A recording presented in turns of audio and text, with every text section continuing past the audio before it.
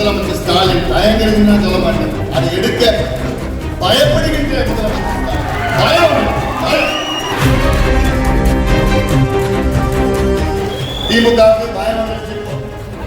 ஏன்னா திடீர்னு பார்த்தா 45 நாள்ல லட்சக்கணக்கான சொந்தங்கள் வந்து சேர்ந்துட்டாங்க. திமுகவும் இடஒதுக்கீடு கொடுக்கல, திமுகவும் ஏமாத்திட்டாங்க, திமுகவும் சாதிவாரி கணக்கெடுப்பு நடத்தல. ஒட்டுமொத்த வன்னியர் சமுதாயம் திமுகவுக்கு ஒரே ஒரு ஓட்டு கூட போடாது. இந்த தேர்தலில் அந்த முடிவு ஆயிடுச்சு. சார்ந்த கோரிக்கை இதில் ஏதோ வன்னியர்களுக்கு மட்டும் கிடையாது. இன்னும் சொல்ல போனா கடந்த ஆட்சியில் எடப்பாடி பழனிசாமி அவர்கள் வன்னியர்களுக்கு 10.5 விழுக்காடு இடஒதுக்கீடை கொடுத்தார்கள்.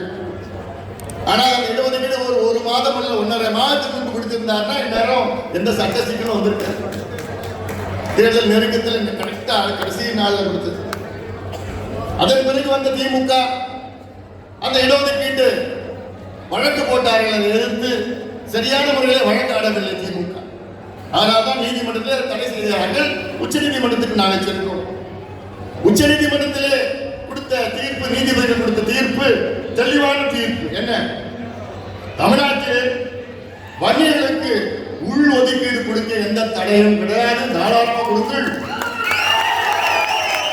சேகரித்து நியாயப்படுத்தி கொடுங்க, அவ்வளவுதான். உச்ச நீதிமன்றம் எந்த இடத்துலையும் தமிழ்நாட்டில் சாதிவாரி கணக்கெடுப்பு நடத்திய பிறகுதான் வன்னியர்களுக்கு உள் ஒதுக்கீடு கொடுக்கணும்னு எந்த இடத்துலையும் சொல்லல. அதனால் வன்னியர்களுக்கு உள் ஒதுக்கீடு கொடுக்க தமிழ்நாட்டில் சாதிவாரி கணக்கெடுப்பு நடத்தணும்னு அவசியமே கிடையாது. ஆனால் அதை எங்களுக்கு வேண்டும் என்று மருத்துவர் ஐயாவும் பாட்டாளியும் சொல்லுகிறது. என்ன வேண்டும்? சாதிவாரி கணக்கெடுப்பு நடத்து. ஏன் வன்னியர்களுக்கு மட்டுமல்ல, வன்னியர்கள் போன்ற பின்தங்கிய நிலையில் உள்ள எத்தனையோ சமுதாயங்கள் இருக்கிறது. அத்துணை சமுதாயங்களுக்கும் நீதி வேண்டும், சமூக நீதி வேண்டும், இடஒதுக்கீடு வேண்டும், வேலை வாய்ப்பு வேண்டும், கல்வி வேண்டும், நலத்திட்டங்கள் வேண்டும்.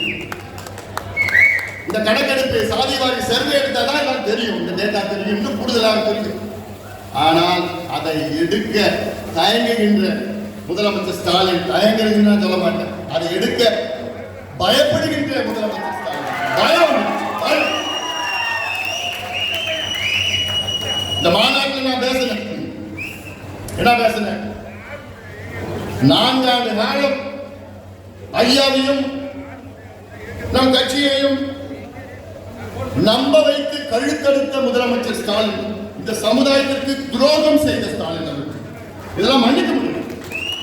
ஏன் நீங்க அன்னைக்கே பார்க்கிறப்போ நான் நாளில் முன்பு உங்களை சந்தித்தோம், அங்கே நீங்க சொல்லிருக்கலாமே. இல்லைங்க, எங்களால கொடுக்க முடியாதுங்க. முதலமைச்சருக்கு என்ன பயம், என்ன தயக்கம்? கர்நாடகாவில் எடுத்து முடித்து விட்டார்கள், தெலுங்கானாவிலே எடுத்து முடித்து விட்டார்கள், பீகாரிலே எடுத்து முடித்து விட்டார்கள், ஆந்திராவில் எடுத்துக் கொண்டிருக்கின்றார்கள், ஒரிசாவில் எடுத்துக் கொண்டிருக்கின்றார்கள். சூழ்ச்சி மூலமாக குழப்பங்களை ஏற்படுத்தி ஏற்படுத்தி கோழைத்தனமாக நம்ம அப்படியெல்லாம் குழப்பத்தில் அதெல்லாம் பார்த்துக்கலாம். எந்த குழப்பம்லாம் நம்ம தெளிவாக இருக்கு, எந்த குழப்பம்லாம் இல்லை. அதனால திமுகவுக்கு பயம் வந்துருச்சு. இப்போ ஏன்னா திடீர்னு பார்த்தா 45 நாள்ல லட்சக்கணக்கான சொந்தங்கள் வந்து சேர்ந்துட்டாங்க. திமுகவும் இடஒதுக்கீடு கொடுக்கல, திமுகவும் ஏமாத்திட்டாங்க, திமுகவும் சாதிவாரி கணக்கெடுப்பு நடத்தல, நடத்தும் போக்குவரத்து கிடையாது. அதனால ஒட்டுமொத்த வன்னியர் சமுதாயம் திமுகவுக்கு ஒரே ஒரு ஓட்டு கூட போடாது. இந்த தேர்தலில் அந்த முடிவு ஆயிடுச்சு. இது ஏதோ வன்னியர் சமுதாயத்துக்கு திமுக பிரச்சனை கிடையாது. இது வன்னியர் போன்று இருக்கின்ற மிக மிக மிக மிக பின்தங்கிய சமுதாயங்களுக்கும் திமுகவுக்கும் இருக்கின்ற பிரச்சனை, சமூக நீதி பிரச்சனை. வன்னியர் சமுதாயத்தை மட்டும் இல்லை, பட்டியலின சமுதாயத்திற்கும் சேரும். ஏன்னா இந்த மாநாட்டில் நம்முடைய கோரிக்கை என்ன?